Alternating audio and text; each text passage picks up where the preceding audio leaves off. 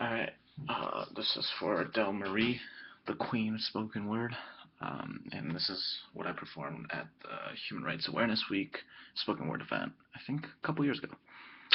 It's called The Starting Point. I was told to not use the second person pronoun you in my writing. It was too accusatory, too personal, too unprofessional, too uninspiring. I was never too good at doing what I was told. So if you think I'm being too offensive, then you should stop being so defensive. Because the human rights struggle is not about the audience you or the actor me, but it's about the collective we as a cast. So when I point my voice at you, just know that it echoes back times two. So take off your headphones and listen to the surround sound on blast. You say you are passionate about human rights, but you don't understand the price of passion or its etymology. Passion is not proclaimed, it's proven by daily sacrifices, long-standing sufferings, a willingness to die. You say you value universality and progressive equality, but you really treasure commercial luxury. So instead of listening to Thrift Shop on repeat, maybe you should visit one before you go back to looking like a wannabe elite. And every single time you stay in bed thinking of an excuse for missing class, a girl in Kenya walks 2 hours to get to school, a Thai child treks 40 minutes to board a crowded rickshaw for university, a teen from Queens commutes 5 hours to make it to class.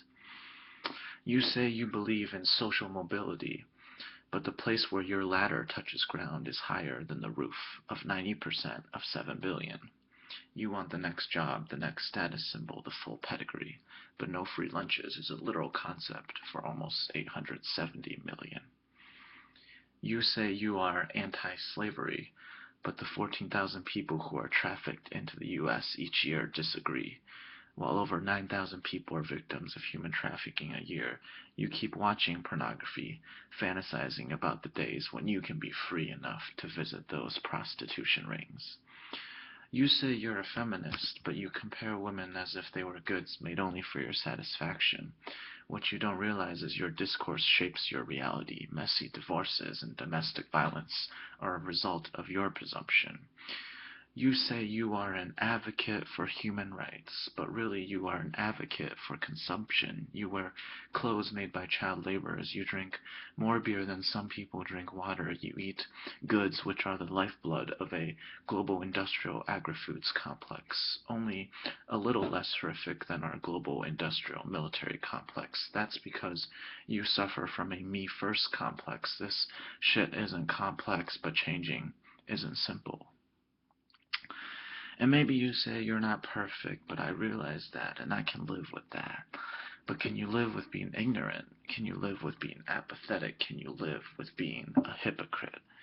So you could go home after this event and feel all fuzzy and warm. You could go back and continue doing your thing. I could tell you that you would make a difference and you could change the world, but I'm way too cynical and mature and old for that. I could tell you to give up right now, but I'm way too idealistic and naive and young for that. But I will tell you to go back and weep. Go back and cry and plead and pray and weep. Because before you start down that other path, you need to know your starting point and where the roads diverge.